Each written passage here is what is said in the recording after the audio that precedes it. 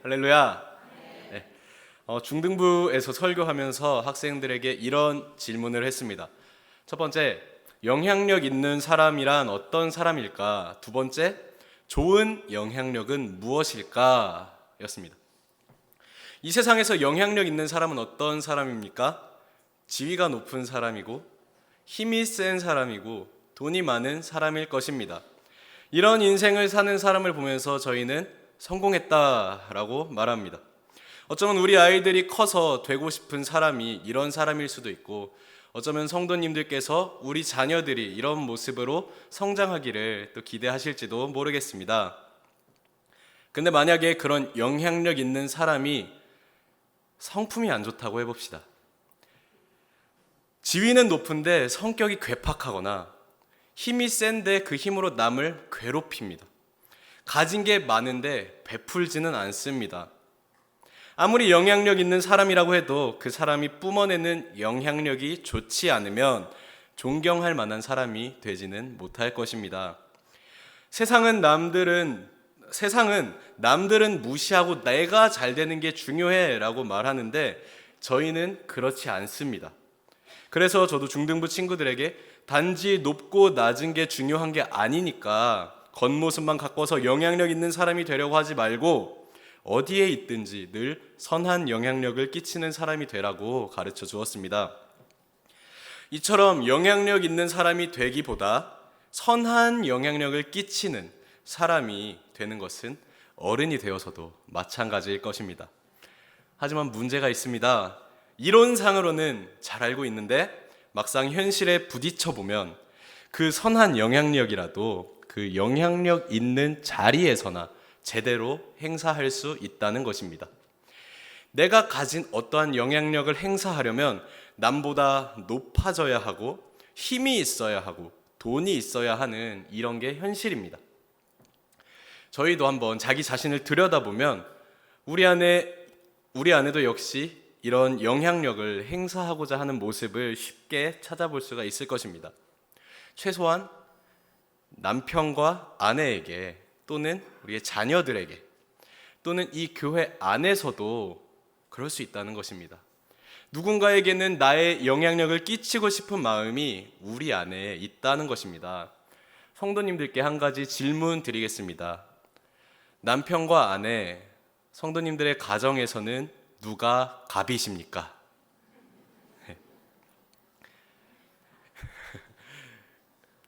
선한 영향력을 미치고 계십니까? 자, 사회에서 한때 갑을 관계에 대한 해프닝들이 많이 이슈가 된 적이 있습니다. 정확히는 갑질 논란이라고 했었죠. 식당이나 매장을 찾은 손님 중에 거의 왕처럼 대접을 받으려고 하는 사람들이 있었습니다. 식당의 알바생들이나 그런 주인들을 거의 하인처럼 부리면서 갑질을 행합니다. 학교에서 학부모님들이 찾아와서 선생님에게 막 힘을 쓰거나 막말을 하기도 했습니다. 이와 비슷한 사건들을 많이 접해보셨고 또 들어보신 적이 있을 겁니다. 사회에서 이러한 일들을 보고 갑질이라고 하는 이유는 무엇일까요? 그 이유는 이들의 관계가 갑과 을의 관계가 아니기 때문입니다. 아무리 선임이라고 해도 동등한 인격 대 인격으로 대해야 하는 것입니다. 하물며 식당에서 손님이나 주인 사이에 어떻습니까? 사실은 공평한 입장에 서 있는 사람들입니다. 그런 입장에서 자기가 위에 서려고 하니까 그런 행세를 하는 것을 보고 갑질이라고 말하는 것입니다. 위에서 내 힘으로 누르고 싶은 것 같습니다. 요즘 세상은 그것을 영향력 있다고 말하는 것 같습니다. 그런 사람 중에 혹시 그리스도인은 없겠죠? 그리스도인은 그러면 안 되는 것입니다. 하지만 누구나 갑이 되고 싶은 것입니다. 그러나 성경의 원칙은 갑이 아니라 무엇입니까? 오늘 말씀의 제목을 영어로 Joy라고 지었습니다. 기쁨이라는 뜻인데 이걸로 정한 이유는 각 철자마다 뜻이 담겨있기 때문입니다. 한 글자씩 알아보겠습니다. J는요, Jesus first입니다. 첫째는 Jesus, 예수님이 첫째라는 것입니다. 두 번째는 오인데 others second.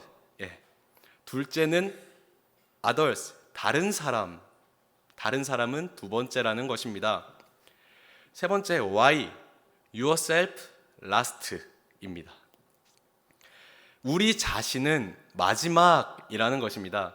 모든 일 가운데 첫 번째는 예수님, 두 번째는 다른 사람, 그 다음에 우리 자신이라는 것입니다. 이에 따르면 성경의 원칙은 무엇입니까? 우리가 갑도 아니고 사실은 을도 아니고 병이라는 것입니다. 성경적 원리에 따르면 우리가 갑도 아니고 을도 아니고 병의 위치에 섬으로써 선한 영향력을 발휘할 수가 있다는 것입니다. 우리가 늘 마지막이 되어야 선한 영향력이 발휘된다는 것입니다. 오늘 말씀을 통해서 그런 모습을 함께 알아보려고 합니다. 이 빌레몬서는 빌레몬이라고 하는 사람에게 보내는 사도 바울의 편지인데, 바울은 빌레몬에게 이러한 병의 자세를 요구하고 있습니다. 빌레몬에게 철저한 주종관계에서 그의 종이었던 오네시모를 받아주라고 권면하고 있습니다. 사실 갑의 입장이었던 빌레몬에게 하는 말입니다. 말씀에 들어가면서 우리는 두 가지 질문을 가지고 들어가려고 합니다. 첫째, 왜 그렇다면 그리스도인들은 이런 삶을 살아야 하는 것인가?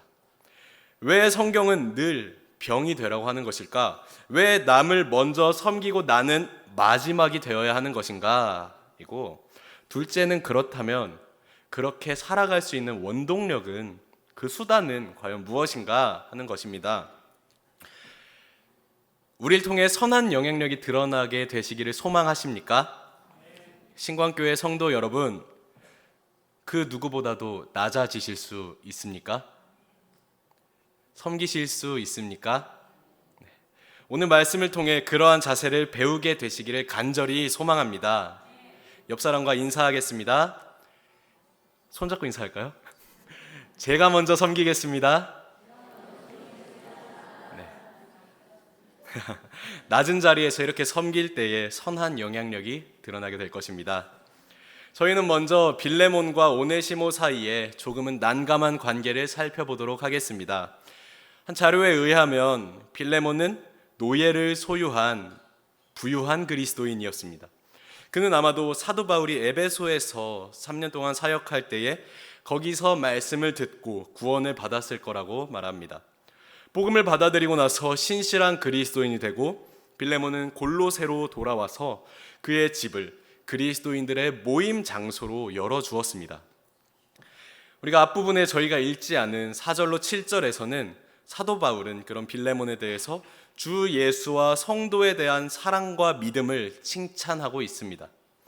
빌레몬은 가진 것이 많았지만 주를 영접한 후로 늘 낮은 곳에서 성도를 위해 섬김의 본을 보여주었습니다. 보시다시피 빌레몬은 이렇게 좋은 신자였다는 것을 기억하시기 바랍니다. 그런데 그런 빌레몬의 집에는 하루는 일이 생겼습니다. 이름하여 오네시모 도주 사건입니다. 그에게 오네시모라고 하는 종이 있었습니다. 근데 이 오네시모라는 종이 빌레몬 몰래 도주를 해버린 것입니다. 언제 도주했는지 정확히 알지 못합니다. 빌레몬이 개종한 후에 도망갔는지, 개종하기 전에 도망갔는지 말입니다.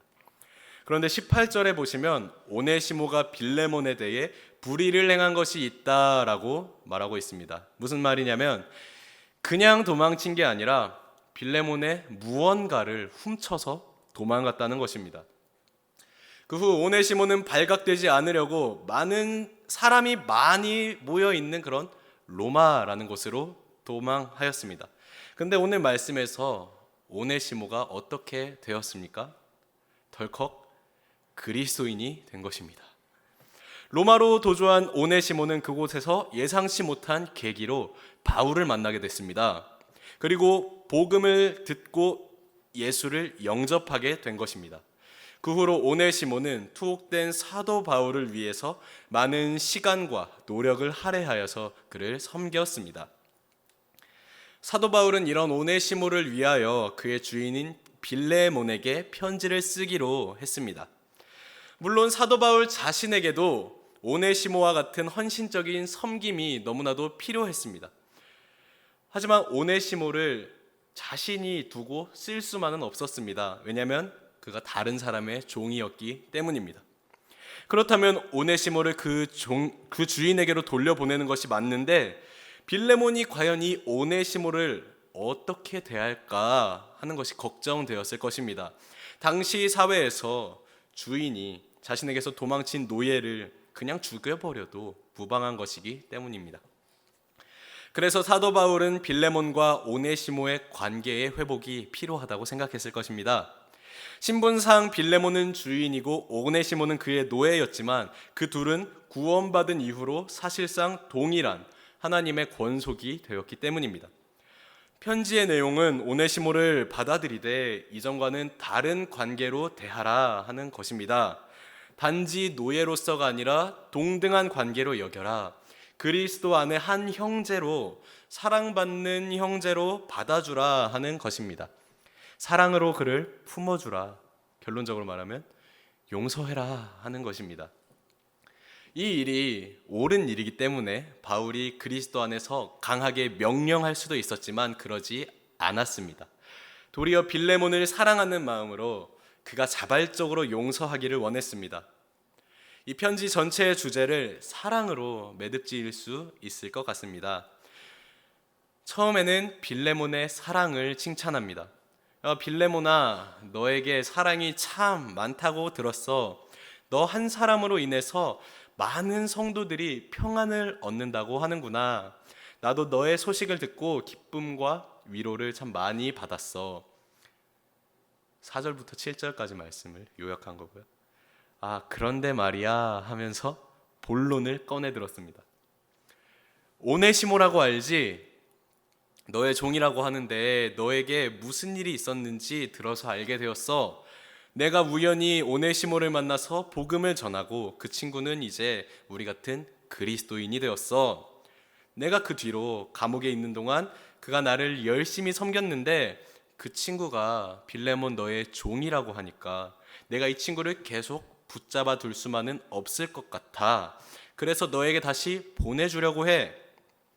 이 친구를 다시 만나게 되면 이전처럼 대하지 않고 사랑받는 형제로 대했으면 하는데 오네시모가 너를 떠났던 건 사실이지만 그게 다 너와 오네시모가 우리 주님 안에서 영원히 함께 하도록 하기 위한 하나님의 뜻이 아니었을까? 내가 그리스도 안에서 강제로 받아주라고 명령할 수도 있겠지만 그러기보다는 너의 마음에서 우러나는 대로 했으면 좋겠어. 이런 내용이었습니다. 편지가요. 이런 일을 겪는다면 그리스도인으로서 그 종을 용서하는 것이 당연한 도리입니다. 근데 빌레몬이 이 편지를 받았을 때 어떤 기분이 들었을까요? 정작 이런 일이 우리에게 일어난다면 참 결정하기 어렵다고 느끼게 되실 것입니다. 당시 노예는 사유재산이었습니다. 우리 시대에 맞게 생각해보면 주위에서 누군가 내 재산을 가지고 도망갔다가 어느 날 갑자기 돌아와서 나 이제 예수 믿고 새 사람 됐어. 우리 이제 하나님 안에서 한 형제니까 용서해줘. 라고 하는 것과 마찬가지인 것입니다. 이런 사람을 용서하기는 어려운 일일 것 같습니다. 빌레몬도 아마 용서하기는 쉽지 않았을 것입니다. 그래서 바울은 빌레몬에게 오네시모를 사랑으로 받아주라고 호소하고 있는 것입니다. 오네시모를 이전과 같지 않은 관계로 사랑하는 형제로 받아들이되 너의 그 사랑으로 성도들에게 평안과 위로를 주었던 그 사랑으로 오네시모도 용서하고 품어주라는 것입니다. 바울은 강하게 명령하지도 않았고 사랑의 마음으로 권면했습니다. 빌레몬서에서는 이렇게 성도에 대한 서로의 사랑이 선으로 귀결되는 것을 볼 수 있겠습니다. 우리 빌레몬서 1장 5절로 6절 말씀을 함께 읽겠습니다. 주 예수와 모든 성도에 대한 내 사랑과 믿음이 있음을 들음이니 이로써 내 믿음의 교제가 우리 가운데 있는 선을 알게 하고 그리스도께 이르도록 역사하느니라. 아멘. 한 사람의 사랑과 믿음으로 인해 모든 성도들이 선을 알게 된다고 말하고 있습니다. 빌레몬서 1장 14절 말씀도 함께 읽겠습니다. 다만 내 승낙이 없이는 내가 아무것도 하기를 원하지 아니하노니 이는 너의 선한 일이 억지같이 되지 아니하고 자의로 되게 하려 함이라. 아멘. 빌레몬이 오네시모를 용서하는 일은 선한 영향력입니다. 이를 통해 우리가 알 수 있는 것은 영향력이라는 것이 늘 갑의 자리에만 있으므로 미쳐지는 것이 아니라는 것입니다. 빌레몬이 비록 자신이 주인이고 갑이었지만 오히려 그 자리를 내려놓고 오네시모를 동등한 형제로 받아들여야 했습니다. 성경의 원리는 이렇게 낮은 자리에서 섬길 때에 선한 영향력이 드러난다는 것입니다. 이것은 사랑이 아니면 할 수 없는 일입니다. 사랑은 이런 것입니다. 우리로 선을 행하게 할 뿐만 아니라 주변 사람들로 선을 알게 합니다. 이러한 결단과 사랑이 바로 오늘을 살아가는 우리에게 요구되는 그리스도인의 삶의 원리입니다. 한편으로는 불만일 수도 있습니다. 왜 늘 그리스도인만 이렇게 살아야 하는 걸까요? 왜 사랑하라고 하면서 늘 져줘야 하고 갑도 아니고 을도 아니고 늘 병이 되어야만 하는 것일까요? 서로를 사랑해야 하고 이렇게 원수도 사랑해야 하고 왜 늘 낮은 자리에서 서로를 섬겨야 하는 것입니까? 그것은 우리가 하나님의 사랑을 먼저 받은 사람이기 때문이죠. 요한일서 4장 19절 말씀 읽겠습니다. 우리가 사랑함은 그가 먼저 우리를 사랑하셨음이라. 아멘. 바울이 빌레몬에게 오네시모와 화해할 것을 청한 이유는 하나님이 먼저 우리를 용서하셨기 때문입니다. 우리가 죄 가운데 있을 때에 우리가 용서받을 자격이 전혀 없는데 하나님이 먼저 우리에게 화해를 청하시지 않으셨습니까? 우리가 그 사랑을 받음으로 용서를 받았기 때문에 우리도 또한 그래야 하는 것입니다. 하나님께 수직적으로 받은 그 한없는 사랑을 수평적 관계로 확장해야 하는 것입니다. 우리가 서로를 대할 때, 서로를 사랑으로 대할 때에 우리를 향하신 그리스도의 은혜를 힘입어서 행하게 되는 것입니다. 빌립보서 2장 1절로 4절 말씀 함께 읽겠습니다. 무슨 권면이나 사랑에 무슨 위로나 성령의 무슨 교제나 긍휼이나 자비가 있거든 마음을 같이하여 같은 사랑을 가지고 뜻을 합하여 한 마음을 품어 아무 일에든지 다툼이나 허영으로 하지 말고 오직 겸손한 마음으로 각각 자기보다 남을 낮게 여기고 각각 자기 일을 돌아볼 뿐더러 나의 기쁨을 충만하게 하라. 아멘. 그리고 나서 바울은 뭐라고 말하는 것입니다. 뭐라고 말하는 것입니까? 너희 안에 이 마음을 품으라 곧 그리스도 예수의 마음이니 하는 것입니다. 그리스도의 마음을 품고 서로 간에 섬길 때에 우리는 원래 사랑이 부족한 자들일지 모르지만 우리 안에서 행하시는 분이 하나님이시기 때문에 하나님이 우리를 통해서 그분의 일을 행하신다는 것입니다. 우리가 그 은혜를 힘입어 사랑으로 섬길 때 우리를 통해 그리스도의 사랑과 위로가 전해질 것입니다. 참 신기한 것은 이게 교회 안에서는 상호작용으로 일어난다는 것입니다. 내가 사랑으로 섬길 때 저는 또 누군가를 통해서 그러한 사랑과 위로를 경험하게 되고 또 다른 사람에게 이를 전해주고 또 누군가에게 공급받을 수도 있습니다. 이게 교회입니다. 우리 안에 복음의 능력이 이렇게 나타나는 것입니다. 복음은 이처럼 개인적으로는 그의 삶을 변화시키면서 그의 인간관계에도 영향을 주게 될 것입니다. 이러한 한 사람의 변화는 공동체까지 영향을 주게 되는 것입니다. 교회는 그러한 사람들의 상호작용을 통해 그리스도의 사랑을 경험하고 또한 전해줄 수 있는 것입니다. 그런데 예수님도 세상에 이런 모습으로 오셨습니다. 마태복음 20장 28절 말씀입니다. 인자가 온 것은 섬김을 받으려 함이 아니라 도리어 섬기려 하고 자기 목숨을 많은 사람의 대속물로 주려 함이니라. 아멘. 우리를 이렇게 섬기셨습니다. 가장 높으신 하나님이 세상에 오셔서 섬김을 받으려 하지 않으시고 도리어 우리를 섬기셨습니다. 예수님이 우리를 사랑하셔서 이렇게 우리를 섬기시고 고난 당하시고 우리의 발을 씻어 주셨습니다. 그 섬김의 정점이 바로 십자가의 대속입니다. 우리를 용납하시려고 먼저 화해를 걸어오셨습니다.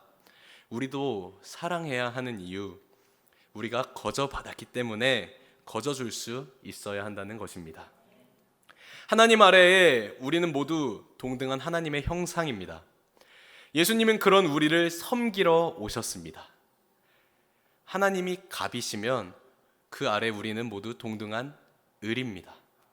예수님은 무엇입니까? 병입니다. 자기 자신을 내려놓고 우리를 위해서 섬기셨습니다. 그 길을 우리가 따라가야 하는 것입니다. 우리는 갑도 아니고 을도 아닙니다. 병이 됩시다. 1등은 예수님, 2등은 다른 사람, 나는 마지막입니다. 조이의 뜻은 기쁨입니다. 예수님이 보여주신 것과 같이 나 자신을 내려놓는 마음으로 서로를 섬길 때에 참 기쁨이, 참 평안이, 참 위로가 그 본질 되시는 예수 그리스도께서 나를 통해 전해지게 될 줄 믿습니다. 빌레몬이 오네시모를 대할 때에 어떻게 사랑으로 대할 수 있을까요? 이 둘이 주종 관계에 있었는데 진짜 주종 관계에 있던 하나님이 우리를 먼저 용서하시고 우리를 아들로 받아주셨습니다. 우리 주인이 우리를 어떻게 받아주셨는지 그 은혜를 진정으로 깊이 알게 될 때에 우리는 예수님이 가신 길을 따라서 낮은 곳으로 가서 그들을 용서할 수 있고 섬길 수 있는 것입니다. 우리가 용서해야 할 사람은 누구입니까? 우리가 섬겨야 할 사람은 누구입니까? 어떻게 섬겨야 할지 그 방법은 개개인마다 너무도 다를 것입니다. 어떤 사람은 사랑하기 위해서 놓고 있던 손을 잡아야 할 것이고 어떤 사람은 사랑하기 위해서 쥐고 있던 손을 놓아줄 수 있어야 하는 것입니다. 그러나 우리 마음에 품어야 할 것은 우리 모두가 그리스도 안에서 동역자라는 사실입니다. 사랑하는 형제 자매라는 것입니다. 우리를 먼저 사랑하시고 그 사랑으로 인도하시며 우리를 통해 그 사랑을 전하시는 그리스도 안에 거하는 신광교회가 됩시다. 우리가 이러한 모습으로 사랑을 베풀며 서로를 섬길 때에 전해지는 그 사랑과 위로는 말 그대로 선한 영향력입니다. 그리스도인으로서 이러한 마음으로 서로에게 손을 내밀 때에 그들은 진정한 선한 영향력, 참 사랑과 위로 되시는 예수 그리스도를 경험하는 것입니다. 우리를 통해 주님이 친히 일하시기 때문입니다. 마지막으로 고린도후서 2장 14절 15절 말씀 함께 읽겠습니다. 항상 우리를 그리스도 안에서 이기게 하시고 우리로 말미암아 각 처에서 그리스도를 아는 냄새를 나타내시는 하나님께 감사하노라. 우리는 구원을 받는 자들에게나 망하는 자들에게나 하나님 앞에서 그리스도의 향기니. 아멘. 할렐루야. 오늘 이 시간 우리를 통해 일하여 주시기를 간구합시다. 하나님의 사랑이 나를 통해 흘러나와 우리의 섬김을 통해 내 옆 사람이, 나의 가족이 참 사랑과 위로 되시는 그리스도를 경험하게 해주시라고 기도합시다. 이것이 바로 우리의 선한 영향력입니다. 세상 그 누구도 줄 수 없는 우리의 가장 강력한 영향력입니다.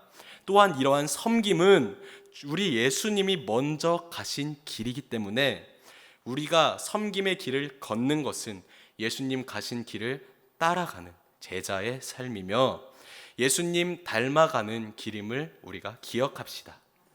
늘 그리스도의 은혜 안에서 자라가는 우리의 모든 삶이 되기를 간절히 소망합니다. 우리가 주 안에 거하며 하나님을 알아가기를 힘쓸 때에 우리 신광교회가 더욱 사랑받는 교회가 될 줄 믿습니다. 그런 교회가 되기를 간절히 소망합니다. 기도하시겠습니다.